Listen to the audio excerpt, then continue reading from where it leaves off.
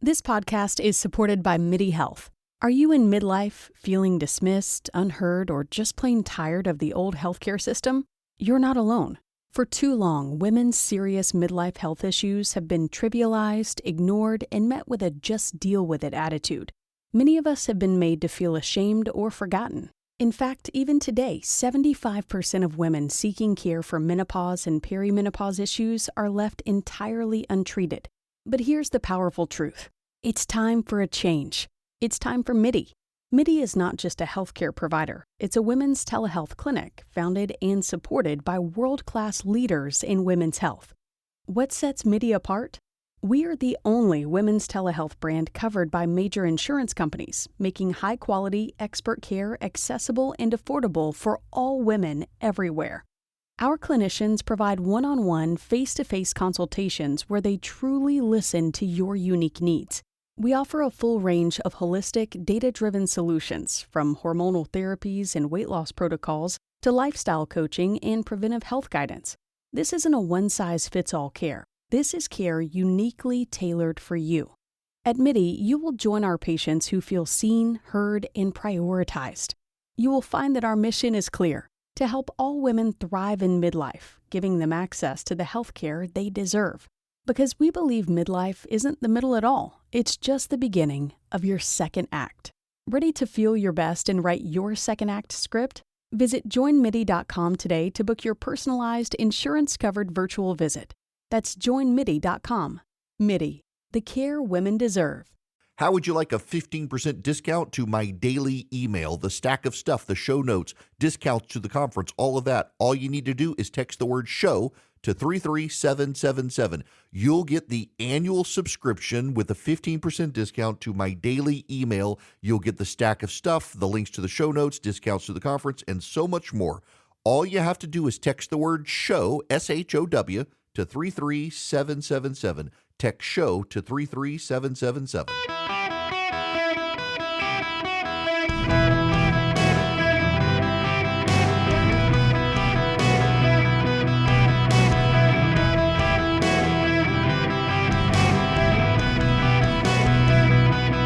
Welcome to the Eric Erickson Show podcast, Hour 3. Welcome. It is Eric Erickson here across the United States, broadcasting today from my affiliate WHIO in Dayton, Ohio. As we continue a tour of affiliates around the country, there is breaking news happening. The Trump administration has now asked the Supreme Court to allow it to limit sex designations on passports. Now, this is an important issue here, because I want to read you this from NBC News, not exactly a conservative organization. Trump administration asks Supreme Court to allow it to limit sex designations on passports. The court filing asked the High Court to block an injunction that allows applicants to self-select the sex designation on their passport. The Trump administration has asked the Supreme Court to allow it to enforce a policy that would restrict sex designations on passports to male and female based on sex assigned at birth. The President and State Department are seeking to reverse a policy introduced by the Biden administration in 2021 that allowed transgender and non-binary people to self-select their gender or put X as an alternative. A lower court issued an injunction earlier this year allowing the policy to continue. The new Trump policy is eminently lawful. Solicitor General D. John Sowers said in a new filing, the Constitution does not prohibit the government from defining sex in terms of an individual's biological classification. The injunction has no basis in law or fact, the filing says. What's so notable here is even NBC News, which is a liberal publication, uses the word sex, not gender. And remember, what the left for the longest time said is that sex was what you were born as and gender was what you identify as. There is a perfectly permissible, logical reason for requiring sex assigned at birth to be on your passport. Can anybody think of it? It should be real obvious. Even to those of you who are transgendered listening, and I know you're listening because I get your hate mail. There's a really obvious reason. You travel overseas, you have a medical incident, you are unresponsive. The medical community needs to know what they're dealing with, male or female, biologically. Why? Because the dosing of medicines for men and women are very often different. Your medical situation doesn't care what you think you are. Your medical situation cares what you biologically are. I gotta tell you, so I was at a restaurant yesterday afternoon. Went out. Not gonna give details of the restaurant, not for my security or anything else, just because I don't want to target a specific employee or something. But there was an employee working the cash register at the restaurant where I was, and I thought, that's odd. This girl needs shave, and then realized, oh, it is not a girl. Working very hard to be girl. Working very hard to look female. Long hair, long fingernails, mascara. The wearing of certain clothes. I did a pretty good job until you realize, no, that's an Adam's apple, and that's facial hair. No disrespect intended, just saying. If that individual were to go into the hospital, certain types of medicine, the dosing would be different between male and female. That individual goes to the hospital. How are they going to know without, some inspection of this person might have prostate cancer? Women don't get it. Testicular cancer, women don't get it. Ovarian cancer, men don't get it. Uterine cancer, men don't get it. How do you know? How can you tell? Again, there's a real logical reason to have the sex, not gender, designation on the American passport. Even the Obama administration recognized that the sex designation on the passport was useful if you traveled abroad and something happened to you.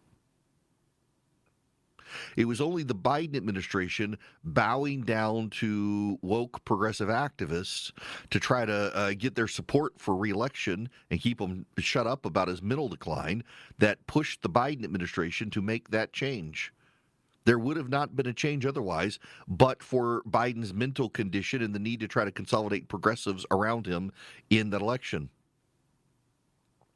According to the administration, quote, indeed, just as it would not be discrimination based on national origin to define a person's national origin as the person's birth country rather than the country with which the person self-identifies, so too is it not discrimination based on sex to define a person's sex as the person's immutable biological classification rather than the sex with which the person self-identifies.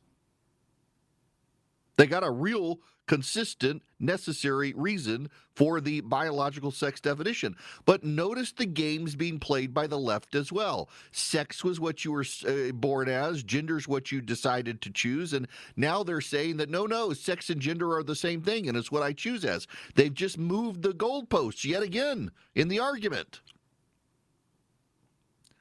My suspicion is the Trump administration is going to win the argument because there actually is a real logical reason for sex designation. I was talking to a doctor the other day about this. So, back up. Got a friend of mine, works in a labor and delivery ward of a hospital, who received a memo about a patient who is basically camping out long-term in the labor and delivery ward because of a medical problem with her child not yet born, but she identifies as a he and is filing complaints against anyone in the hospital who refers to her as a she, even though she is pregnant. She wants to be referred to with masculine pronouns, et cetera, et cetera, et cetera, et cetera. First of all, men can't get pregnant. Secondly, dosings for medicines, things like that, it's just completely different. between men and women. So I'm talking to a doctor the other day because I had mentioned this issue on air, and the doctor's a friend of mine who reached out, was talking about it, and said there have now been several instances in the medical practice he's involved with where individuals came in who were trans and nearly missed the diagnosis of their medical condition because they could not acknowledge that they were even born as man or woman, and therefore the nurses were looking for things that they didn't need to look for, and weren't looking for things they did need to look for because the person didn't fill out the biological sex form accurately. Like literally, the doctor's form is your biological sex. And the trans patients were putting in what they identify as for biological sex, not what they were born as. And he said he knew of several instances where they were treating the patient in ways they shouldn't have treated the patient and prescribing dosages for medicines they shouldn't have, and they're the ones that are going to be sued. It's a real medical issue. And so for your passport, when you're traveling abroad, if something happens to you, they kind of need to know. And also, y'all, come on. You know and I know. There is some trans person 30 feet above a runway, if you know what I mean, who has decided that they're going to go tour the Middle East. Can you imagine? I saw the other day that some transgender Palestinian immigrant is one of the Queers for Palestine leaders and fled the Middle East because of their lifestyle choices. They didn't want to be stoned to death, and yet they're out there championing the Palestinian cause. The very people who would stone them to death, the Israelis don't care. The Israelis have a giant pride party every year for Pride Month. They certainly don't care, and yet this person was out for the Palestinians. Can you imagine the trans person who shows up overseas trying to tour the Middle East and goes into the bathroom not of their biological sex and is exposed?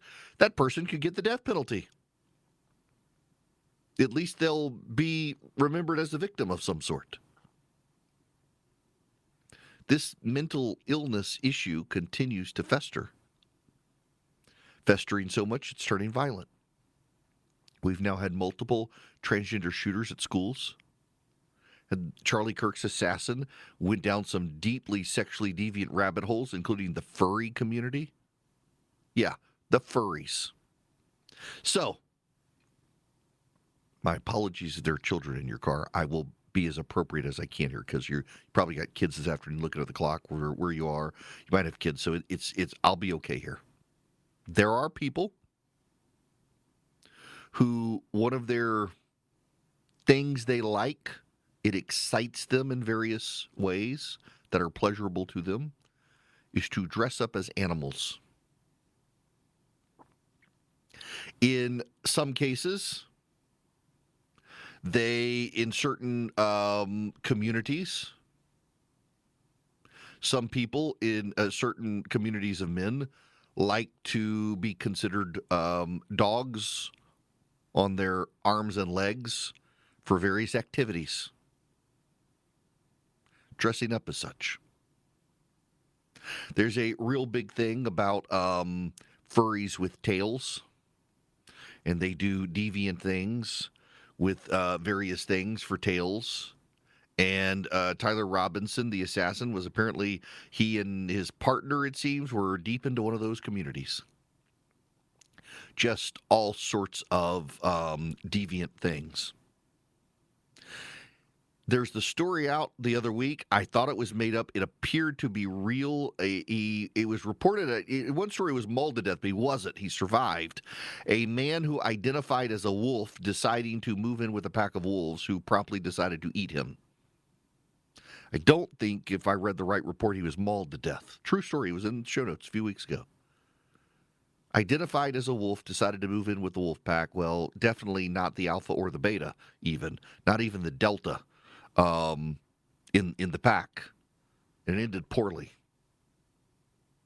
We live in an age where robust Not individualism, but individuality is the height of society, and people want our passports to conform to that radical individuality, our radical need to self-express ourselves, absolute narcissism. It is pathological narcissism is what it is. And the Trump administration, I think very wisely, is putting their foot down and saying no.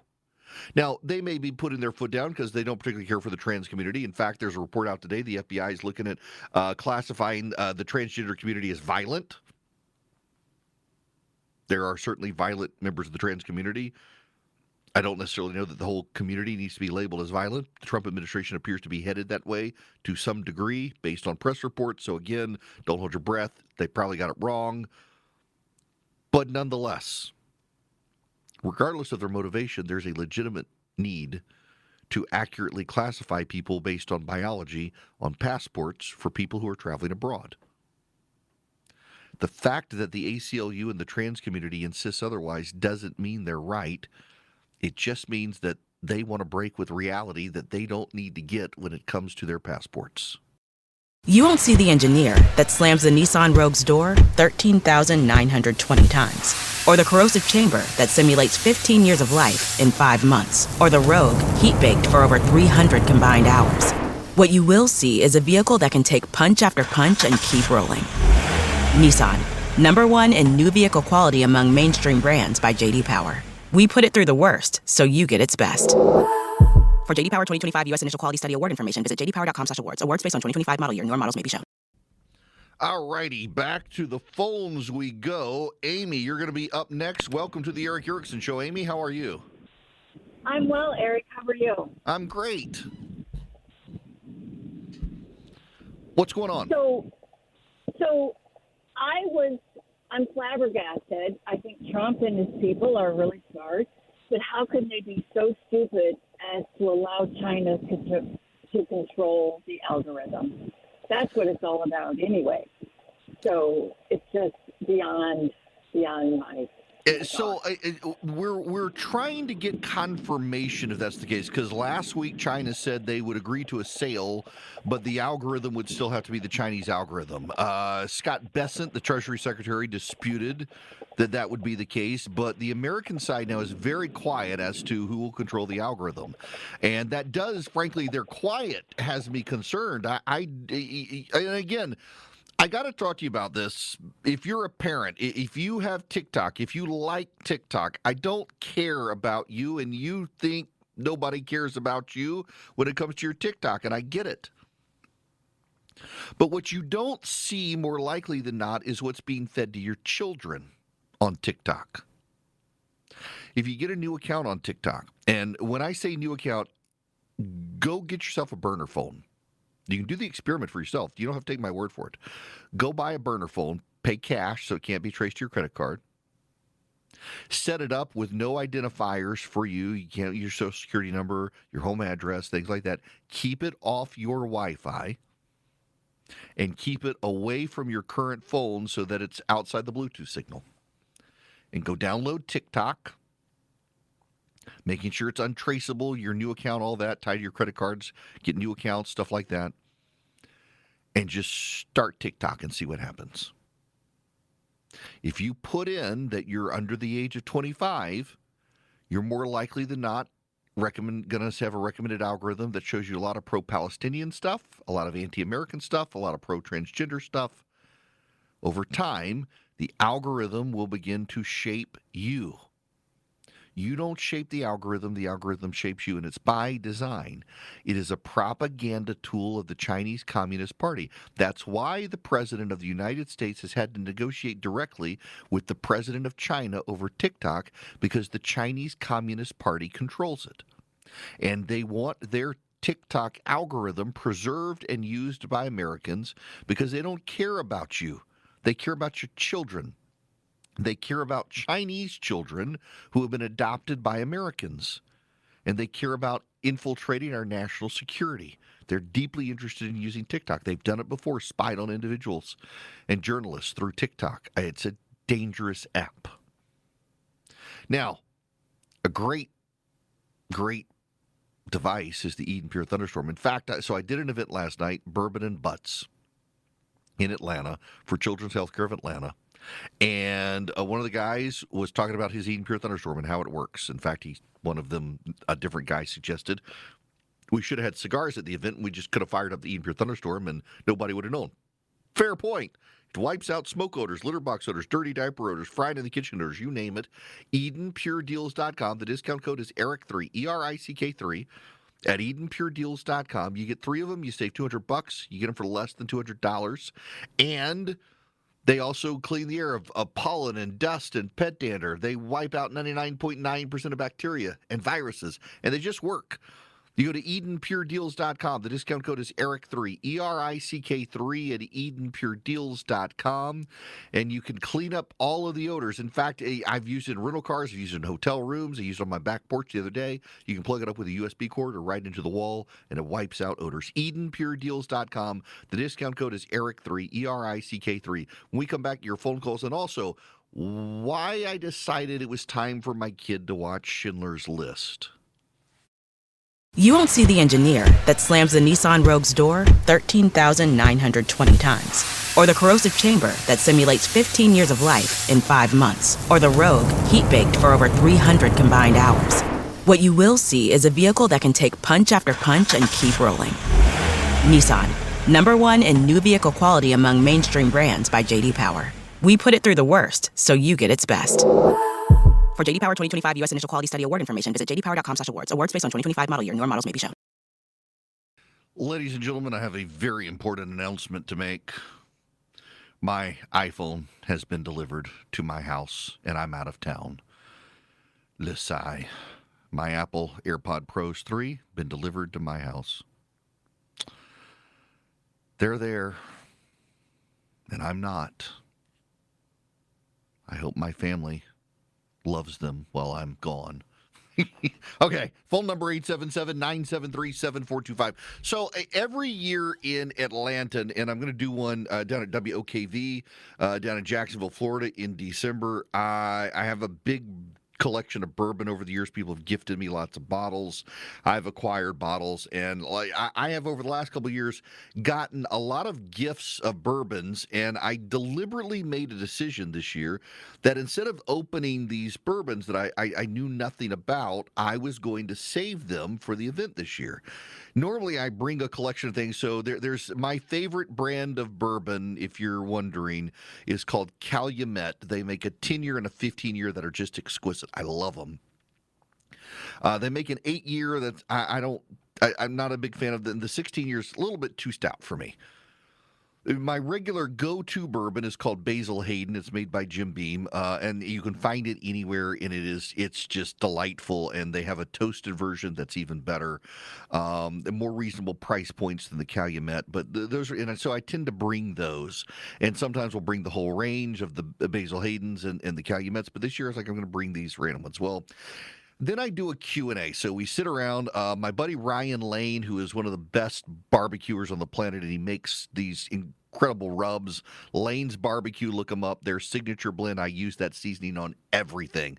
Onion rings, steaks, pulled pork, brisket. And they make a brisket rub, but I love Lane's Barbecue, the signature rub. Incredible stuff. They're open in a restaurant, by the way. If you live near Winder, Georgia, they're open in a restaurant. They're incredible food. He makes a banana pudding that doesn't have bananas in it. It's the best banana pudding you'll ever eat.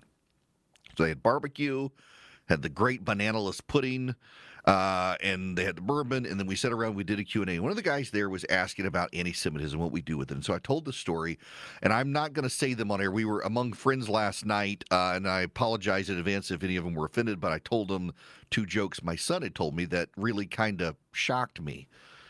And he and I, we had one was a Holocaust joke, and he's 16. He makes these sorts of jokes, but he's wanted to see Schindler's List for a while. He hasn't really wanted to see it for the content. He's wanted to see it for the cinematography because my son really wants to be an architect. And at some point, it clicked with him that cinematography is architecture in a different form. Building a scene, constructing the lighting for the scene, things like that. He's gotten very, very intrigued, not just by plot development, but just by the look of movies. And he wanted to see Schindler's List because it's not just a famous movie, but it's in black and white. It's Steven Spielberg. It's a modern movie that used old film techniques, so he really wanted to see it. And after this joke he told me, I'm like, you know, you need to really actually, the Holocaust needs to not be theory for you.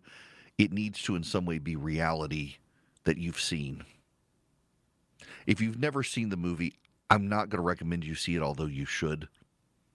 At the end of the movie, many of the victims who survived are seen laying roses on Oskar Schindler's grave.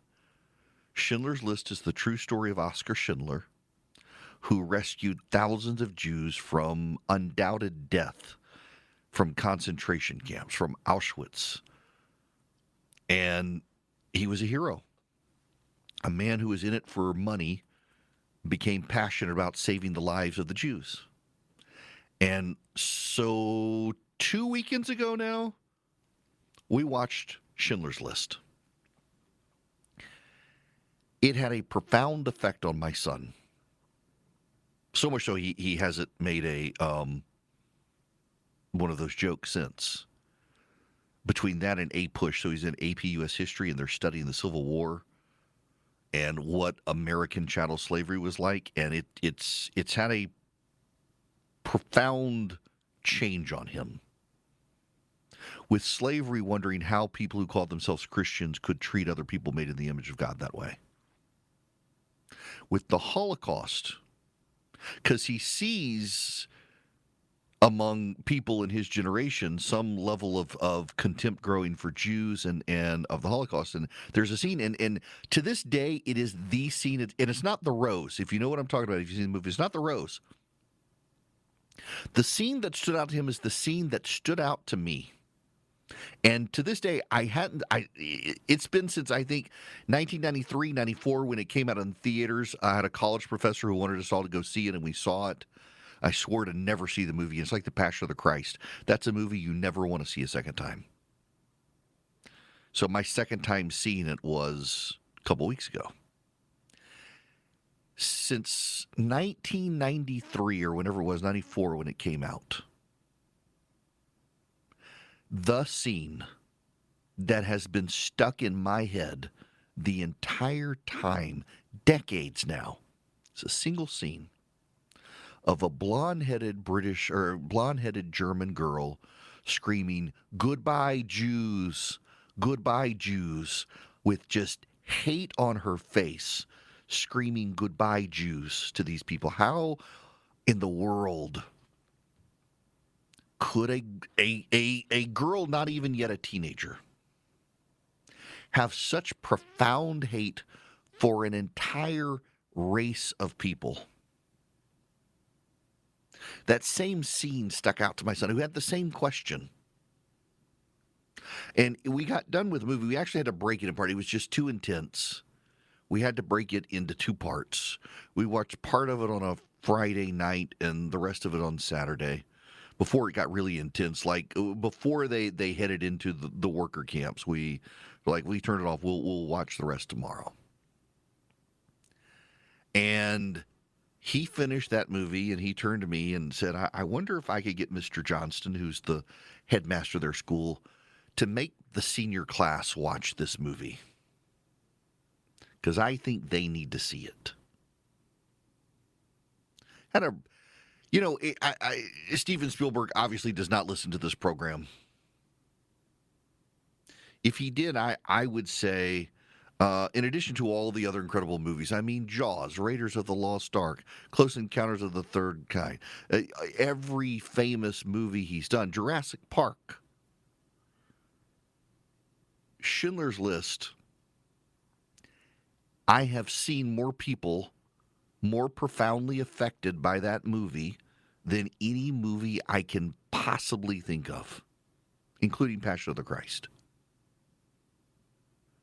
And I kind of agree with my son that, like, at a time with growing anti-Semitism, we're at a time where it's a movie that probably does need to be watched by more people, because we're losing Holocaust survivors regularly. You know, we've lost a Holocaust survivor in Boulder, Colorado, because she was burned to death by an anti-Semitic protester who built a homemade flamethrower and set her on fire just a few months ago in Boulder, Colorado. It's like World War II veterans. We're losing World War II veterans at a astonishingly fast pace now. The last British paratrooper from World War II has died. Won't be long before there are any of them left. It won't be long before the Holocaust survivors. They will outlive the soldiers of World War II, because most of the Holocaust survivors that we have left today were children during the Holocaust who survived. And they don't have the memories that their parents had who survived, or the older generations that they had. Children process trauma differently from older people. They have some of the same stories, but not all the stories. So being able to have a movie like that documents it in gut-wrenching fashion. I mean, and I'm proud of my son, too. We both of us have a very dark and demented sense of humor. I will tell you that there is no such thing as a too soon joke in our house. Bad things happen, there's probably going to be a joke said that day. Some people say that's awful. I say it's how the Ericksons process trauma. And oftentimes my son has very good jokes. And I just thought it was impactful to me to have, I mean, in theory, he understood anti-Semitism was bad. But having watched that movie, he now really understands why it's bad. And I see this co-opting of Charlie Kirk's legacy by people. You know what, the thing that's circulating right now online, now that Erica Kirk is in charge of Turning Point USA, there has been this allegation that Tyler Robinson, the assassin, was working on behalf of the Jews. And now Erica Kirk is in charge of Turning Point USA, and you're hearing people online or seeing people online say, well, Charlie and Erica met on a tour of Israel. Just asking questions. That's what they do. Just asking questions. You have this level of festering hate by people who have taken money from Qatar and people who haven't. But they don't like the United States' engagement in the world, and by not liking the U.S. engagement in the world, one of the ways they want to convince us to pull out of the rest of the world is to stop our alliance with Israel, because we do oftentimes have to engage to help the Israelis, and so by spreading anti-Semitism, they can turn people's hearts and minds against Israel, and therefore have us pull out of the Middle East altogether.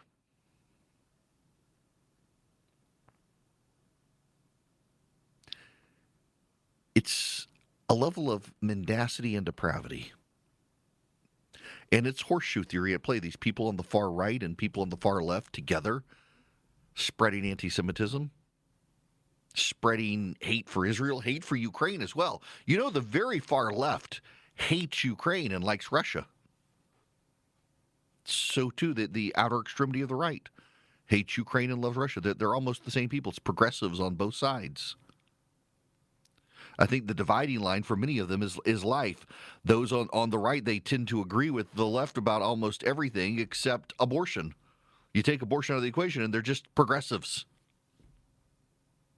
And unfortunately, some of them have very large platforms on social media, and China helps them get into the algorithms of our youth. And our youth start hearing these people that they think are credibles. They start saying very, very derogatory things about Jews, about Israel, about our relationship with the country, trying to persuade them that Israel's bad, the Jews are nefarious, our relationship with the Jews is because of Jewish control in the United States. And they're trying to get people to change their minds on Israel as a way to get people to convince the United States to disengage from the world.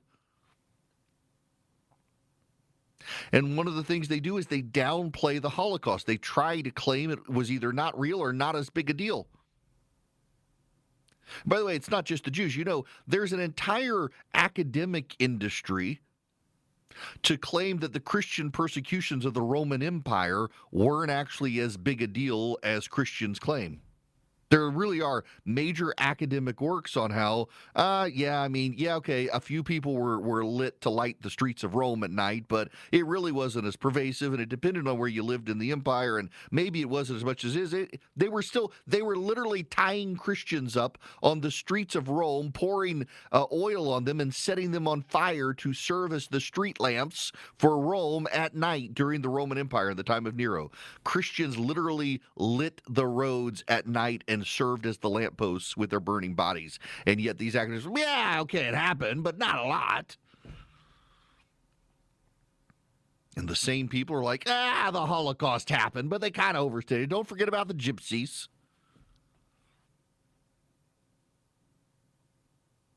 So, my answer to this guy last night was, I do think more and more people need to watch this movie and see the horror.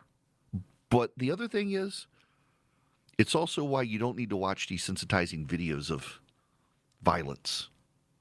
I abhor so many people who watched over and over the clip of Charlie Kirk being shot, or the Ukrainian lady on the train in Charlotte being stabbed to death, because it desensitizes you to it. It desensitizes you. And when you get desensitized to violence, it becomes a little more acceptable. And let's be real honest, we're desensitized at this point to school shootings. You know, the day Charlie Kirk was assassinated, there was a school shooting in Colorado. It was like buried on the 10th page of the newspaper, the 5th story on the nightly news. We're kind of desensitized to school shootings in this country. It's appalling. It's become a political issue as opposed to an issue of the fallen state of humanity. And watching those videos desensitizes you to it. And that's kind of one of my concerns. So you watch something like Schindler's List, you've become desensitized already to murder like that. The movie doesn't have the impact it would otherwise have as society becomes more cruel and violent. But I think right now we're not there yet. And that movie had a profound impact on my son and his worldview and on his consideration of what evil looks like in the world. And I'm so glad that movie was made by Steven Spielberg. It's not a movie I want to watch ever again. I've seen it now twice. I think I've seen it 3 times. So I don't want to see it again. But it's a movie that documents evil and shows what was done to a people, and it's true and it's real and it's horrifying. And I think that as this anti-Semitism starts festering, it's canary in the coal mine. Every time anti-Semitism grows, bad things begin to happen. It's kind of a warning sign that something's off in society. And a great calibration would be to visibly remind teenagers in particular who are coming up in the world filled with all the anti-Semitism on social media that this really did happen to a group of people. It is real and it is awful, and we should, again, say never again. You're at the end. Now, having rearranged all my sound, let's see if I can push the magic button and go to commercial break. You won't see the engineer that slams the Nissan Rogue's door 13,920 times, or the corrosive chamber that simulates 15 years of life in 5 months, or the Rogue heat-baked for over 300 combined hours. What you will see is a vehicle that can take punch after punch and keep rolling. Nissan, #1 in new vehicle quality among mainstream brands by J.D. Power. We put it through the worst, so you get its best. For J.D. Power 2025 U.S. Initial Quality Study Award information, visit jdpower.com/awards. Awards based on 2025 model year. Newer models may be shown. I sure hope you guys are ready for the weekend. I am deeply, deeply ready for the weekend, although keep in mind I will be getting up early on Sunday to spend time with C-SPAN and its callers, 8 a.m. Eastern time on C-SPAN. And I think News Nation Sunday afternoon, that's the Charlie Kirk funeral in Phoenix, Arizona, is Sunday. I was actually texting with Leland Vittert from News Nation earlier. He's already out there for it doing coverage. I really, really hope that it is a respectful memorial and funeral and doesn't turn into one of those left-wing political rallies like they did for Paul Wellstone. Our side's got to be better than that. Be respectful and honor him. and share the gospel if you can on this live platform of television that where people are going to be carrying this live, because I suspect that's what he would have wanted. Now, let me tell you about Hillsdale College. They've got some great classes: philosophy and politics and history and English and chemistry and economics and mathematics and so much more. You go to ericforhillsdale.com, E-R-I-C-K, ericforhillsdale.com. You sign up with Hillsdale College, and you can take one of these classes for free and then go back and take another one. And you learn so much.